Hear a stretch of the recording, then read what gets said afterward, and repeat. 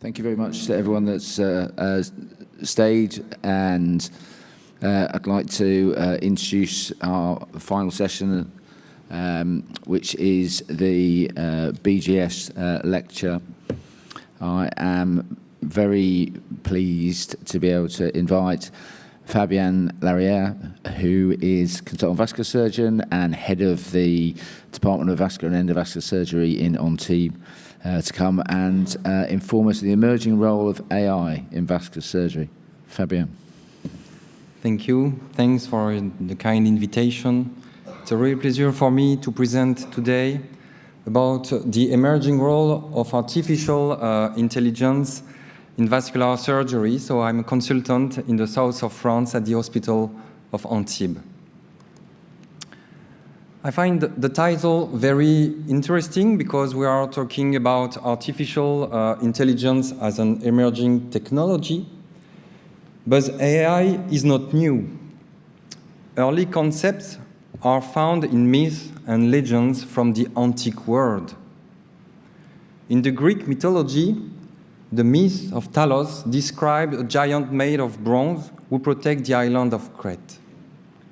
He was supposed to be invulnerable, but he was finally defeated and killed due to a wound close to his ankle. There is also the myth of Pygmalion. Pygmalion was a Cyprus sculptor who made an ivory sculpture of a woman that he found so perfect that he fell in love with it. He married to the woman, and thanks to Aphrodite's blessing, the goddess of love, the sculpture became a real woman. And finally, there is Hephaestus, the Greek god of artisans, blacksmiths, and metal workers. He built and used automaton of metal to work for him.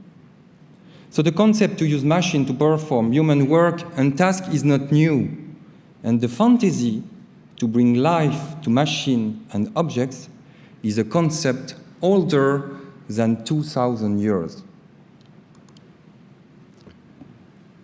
The 20th century witnessed the shift from myth to reality with the first computers. In 1940, Alan Turing developed the concept of a modern computer. He called it a universal machine. And he proved that the machine was capable of computing anything if programmed with executing instructions stored on tape. But the real term artificial intelligence was firstly described in America, the Dartmouth College, by John McCarthy.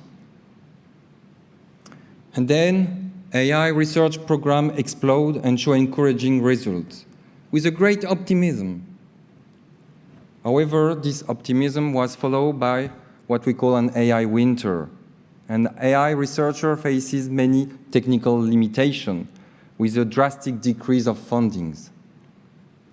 But in 1980, we had an AI renewal with new direction.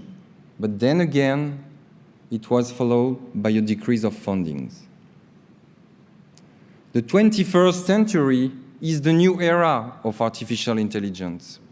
With the increase of computational power, with the development of machine learning, with the access to the big data, it led us to develop a successful advanced technique in a wide range of fields.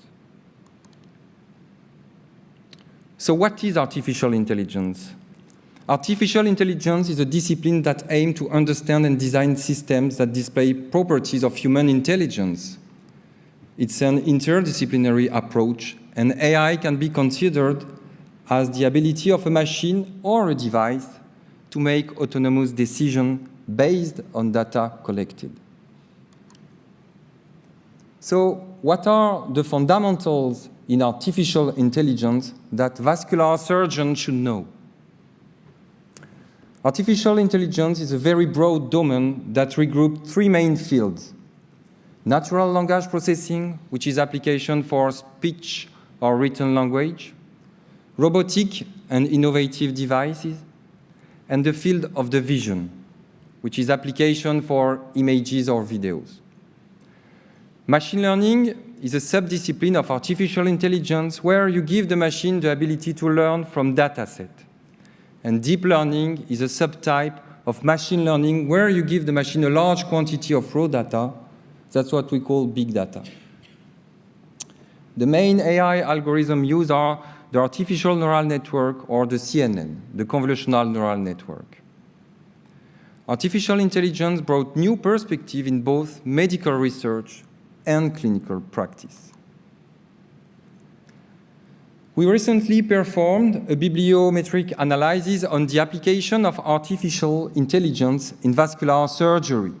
Focuses on 3 main diseases: aortic aneurysm, carotid stenosis, and peripheral artery disease. And we showed that we had an increase of articles published, especially between 2015 and 2020. The 3 main countries on the podium, USA, China, and UK, followed by the other European countries. So AI is not new, but its application in vascular surgery has emerged only recently. There is a wide range of application of artificial intelligence in vascular surgery. Let me give you a brief overview. In NLP can be useful for an automatic identification of patients with vascular diseases in medical records. This can improve the screening and facilitate a large-scale analysis, especially in vascular registries. In the field of the vision, it can be helpful for an automatic detection, characterization, and classification of vascular diseases. This is good to improve the screening again, for the diagnosis, and of course the pre-surgical planning and the follow-up. In the field of the machine learning, it can be useful to have some prediction model. So let's have a look on how we can use machine learning to predict outcomes. So machine learning algorithm can be useful to predict the progress of the disease and other associated complications. For example, in aneurysm to predict the aneurysm growth or rupture. In PAD to predict the risk of amputation or wound healing. Or in carotid stenosis to predict the stroke risk. You can also develop machine learning algorithms to predict survival and risk of rehospitalization. And importantly, you can use ML algorithm to predict complications related to treatment. Embolics after EVAR, bleeding risk after PAD procedure, or ischemic stroke after carotid endarterectomy.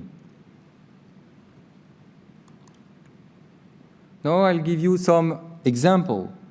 The Department of Surgery, University of Toronto, developed several machine learning models to predict outcomes, and they used the VQA database, thousands of patients.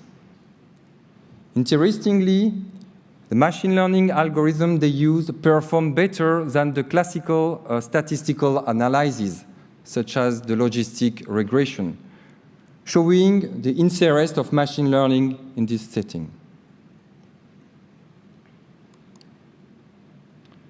Now, the field of the vision. AI can be useful for an advanced imaging analysis. Our team was among pioneers to develop an automatic segmentation of the vascular system using AI algorithm and deep learning. It brought new perspective for clinical research and clinical practice. In clinical practice, to detect and diagnose the disease, to facilitate anatomical characterization, and of course, to improve the reproducibility of the measurement and to decrease the computational time. It's also helpful to facilitate the preoperative planning and to better detect postoperative complications. But AI can also be useful for clinical research to provide a fast and detailed analysis of all the characteristics of the vascular system, even to identify imaging patterns, and again to develop predictive models, all of this for a personalized therapeutic approach. Here are some examples of authors, mainly from France, developed AI algorithm, convolutional neural network, for an automatic measurement of the maximal AAA diameter. And the author finds a very good correlation with manual segmentation performed by human experts, vascular surgeons and radiologists. Now, the third field, the natural language processing. NLP can be useful for identification and extraction of medical information.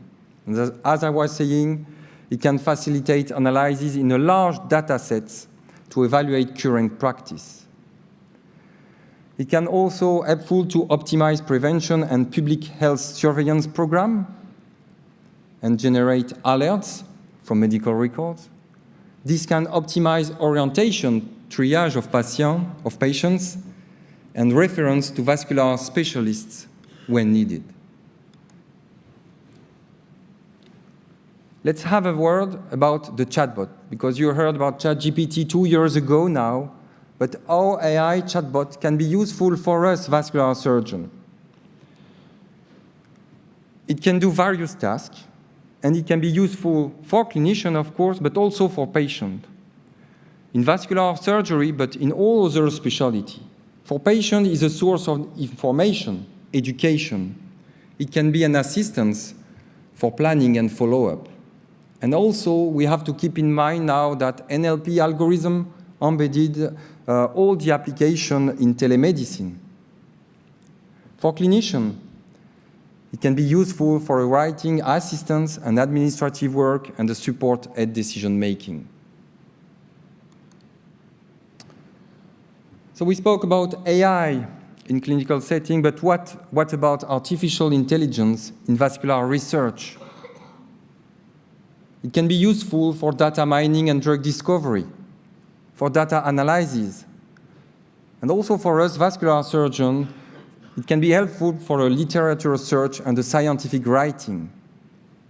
We recently performed with the European Vascular Research Collaborative a survey on the use and perception of AI in vascular surgery. More than 200 participants from 23 countries.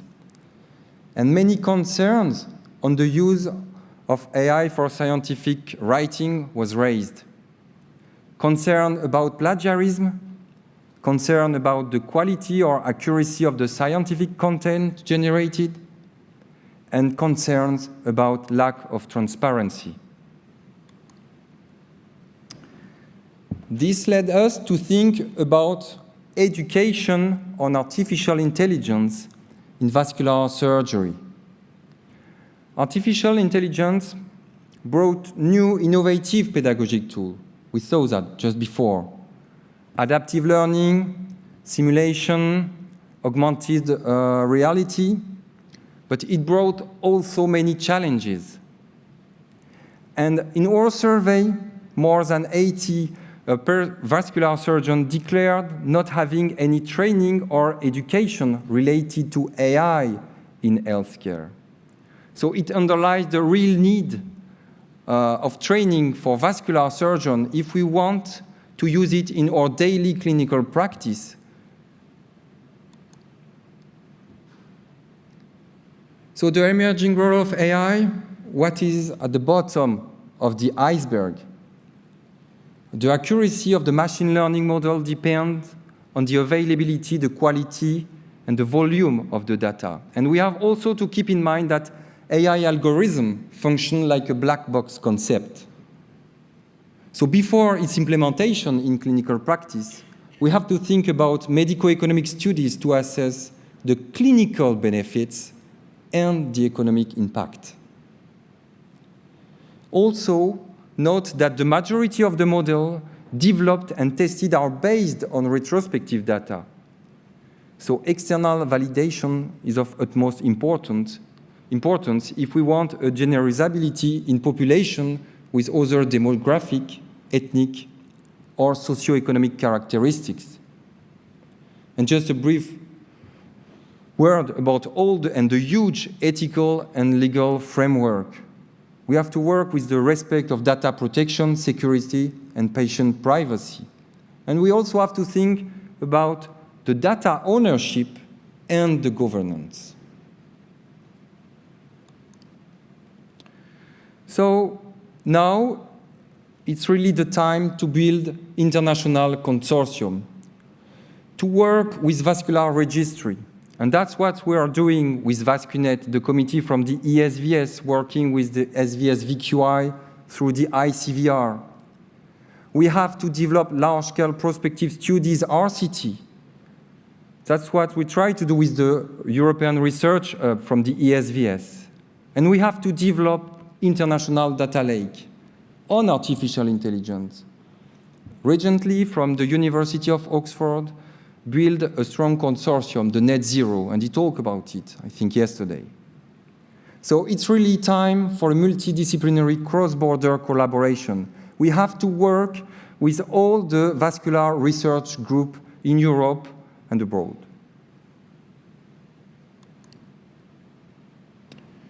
So, AI in vascular surgery, what is next? We've come from a long way with the development of vascular sutures, the open surgery, and then the endovascular surgery. Then we achieve complex endovascular procedure. But what is next? I think it's the digital era. Artificial intelligence has to be considered in an ecosystem intricated in the digital era. And we can also use the term e-health or digital health. It regroups the telemedicine with all the teleconsultation, telemonitoring, telesurveillance, whatever. The health application, mHealth, mobile phone technology. It regroups also smart devices and connected systems, sensors, trackers, and wearable technology. So artificial intelligence can be used and provide technical support in every field of e-health or digital health. Now, the question you're thinking about is, will AI replace vascular surgeon? The fear to be replaced by machine is not new again. In the movie The Modern Time, Charlie Chaplin was already asking questions about the place of machine in human life. We also have to think that machine won against our best world champion in chess, Garry Kasparov, or in Go with Lee Sedol. So what's the difference between the machines and the man? Machines do not think and do not have feelings. Machines are not aware of finitude of life. And of course, machines cannot reproduce themselves. But they can mimic human behavior and can perform better than us, only for selected tasks they have been trained for. So instead of opposing man versus machine, we should think about man empowered by machine. We need to have supervision and final human expertise. As vascular surgeon, we have the responsibility. As a doctor, we have a unique relationship with patients based on trust, empathy, support, and communication.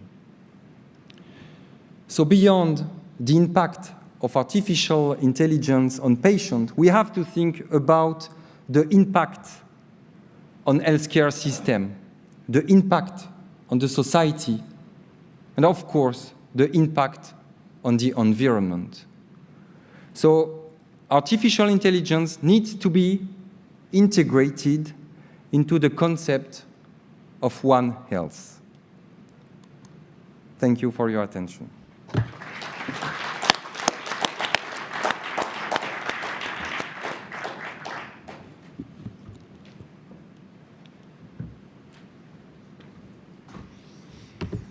Thank you, Fabien, for giving stay up on the podium, for giving the BJS Academy lecture As many of you will know, Jonathan Earnshaw, vascular surgeon, retired, a past secretary of this society, and the first director of the aneurysm screening program, is the director of the BJS Academy. Vascular Society are delighted to work with the BJS, and this talk and other talks from the main sessions will be available on the BJS Academy website, along with accompanying commentaries, so do please look at those. Fabien, come back up. I've been looking at your Twitter profile. Not only do you remind me what it's like living on the Côte d'Azur with sunny walks and cups of coffee, but you are recognised for your directional divisional leadership, your work with the European Society, and I'm really pleased to see, at the end, husband and dad. Perhaps you'd like to add to that, friend of the Vascular Society. We certainly consider you a good friend, and thank you for delivering the 2024 BJS Lecture. Thank you.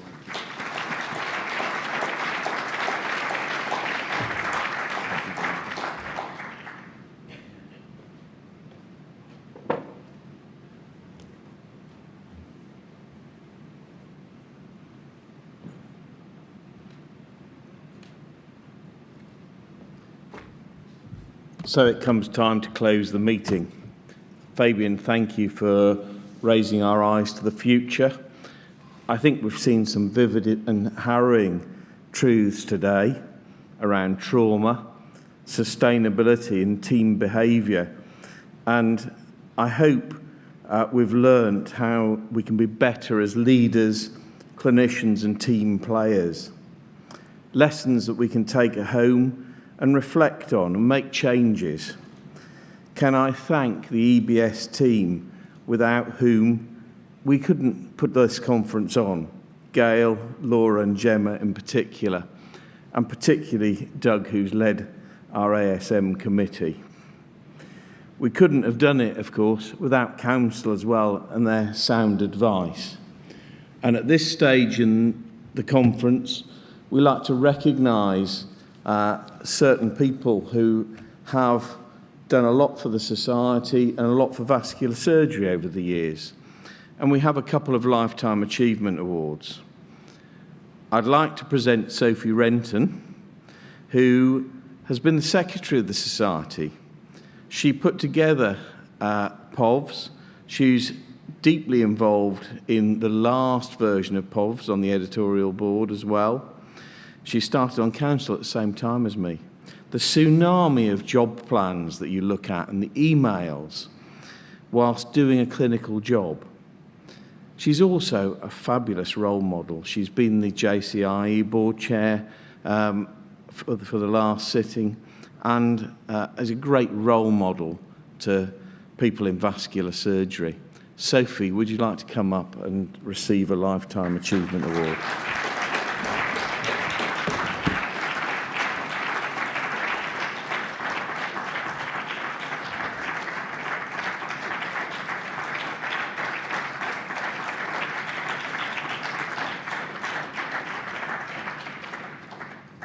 I have a second person who I'd like to recognise. Quiet, in the background, wise counsel, has organised our ASM over the last 3 years. He also has been deeply involved with JCIE, leading the exam board, leading the Scottish Aneurysm Screening Service, being an advisor to Scottish Government on vascular surgery matters. Douglas, I'd be grateful if you could come up and receive your Lifetime Achievement Award.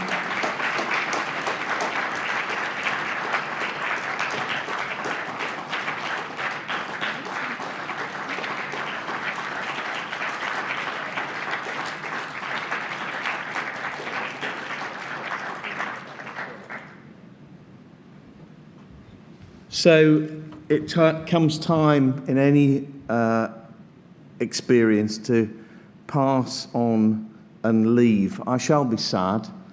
I have thoroughly enjoyed working for the Vascular Society in all the roles I've done. I'd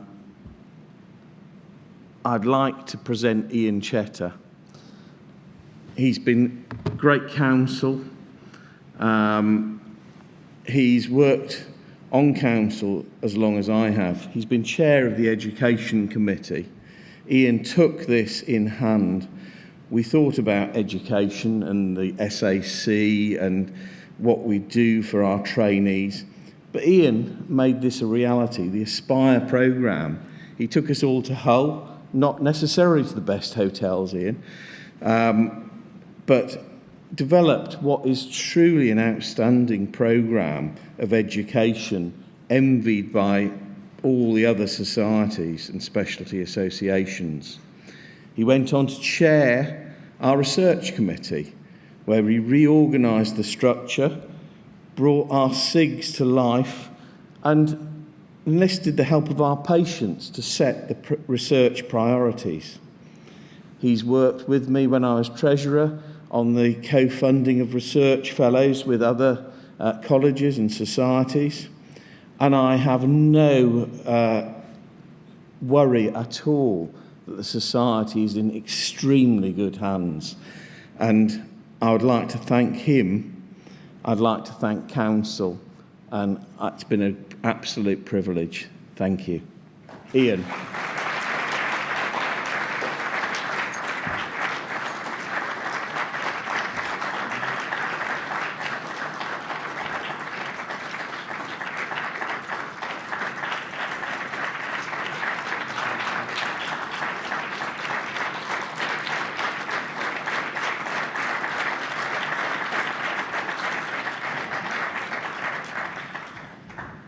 Okay, thanks very much, Andy.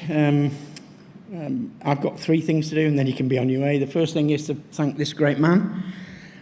He's led as president of the Vascular Society with empathy, consideration, and he'll be a hard act to follow. I'd like to present him with his President's Medal.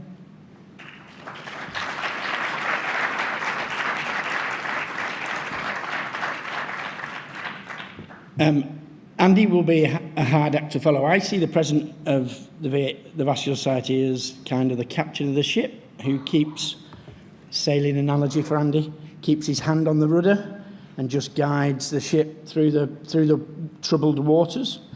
I see the council and the committees as the crew that provide the energy and the enthusiasm to drive that ship. So I hope to put that steady hand on the rudder and address 3 important topics over the next 12 months.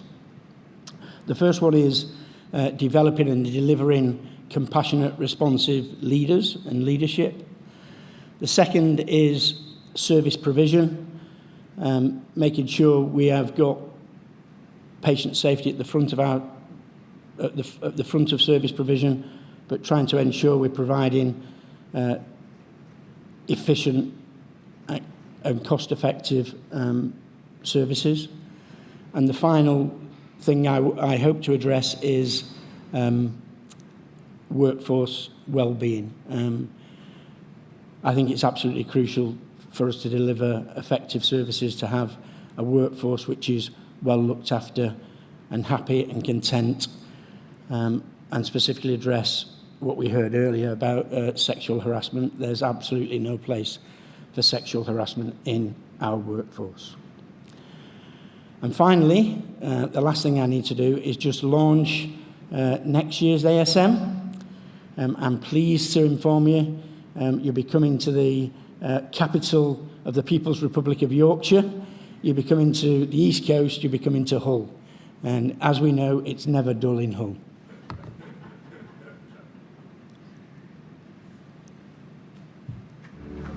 Wake up, smell the coffee, hear the bells, cross the bridges, follow the fish, watch out for sharks, feel the warmth, cool off, have your cake and eat it, listen to the stories, touch the past, feel the freedom, feel the magic. It must be Hull. Thank you. So we'll see you next year in Hull.